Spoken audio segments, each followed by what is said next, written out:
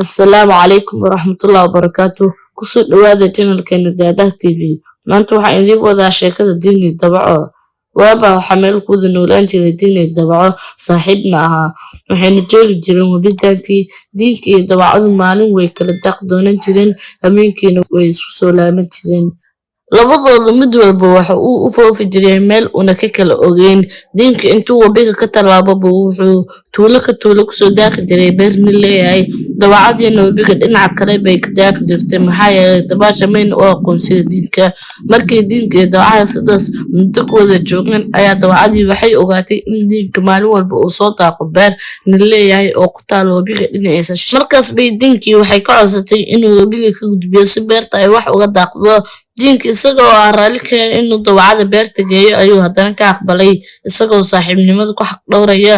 Wuxuuna yidhi dabacoy beerta nin baa leh aniguna tuugnimo baan ku daaqaa, haddaba waxaan ka baqayaa in markaan wabiga ka gudbiyo dabadeedna beerta aad ka dheragto aad qayliso. Dabacadii oo ballan qaaday inayna qaylinayn baa diinkii wuxuu geeyay beertii tuugnimada uu ku daaqi jiray. Waxaase dhacday in dabacadii markii ay beerta ka dheragtay ee qaylo furatay. Markaas ayaa diinkii oo sirtii ay ka fashilantay markuu dabacadii warsaday waxa qaylada ku jarribay. Waxay tiri markaan argo inaan qayliyo waa caadadeyda.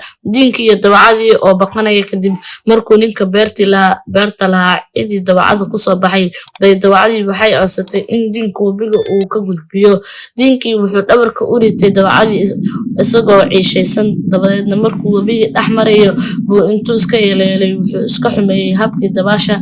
Dabacadu markay aragtay inay khatar ku sugan tahay bay diinkii waxay warsatay waxa dabaasha ku xumeeyay.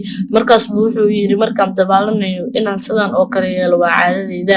Dabadeedna halkaas bay dabacadii ku dhimatay kadib markii wabiga ku dhex dhacday. Dabacadu haddii ay diinka ka ballan furin oo beerta ay nabad kula daaqi lahayd ama hadal xumad ay iska dhaaf lahayd wabiga laguma rideen.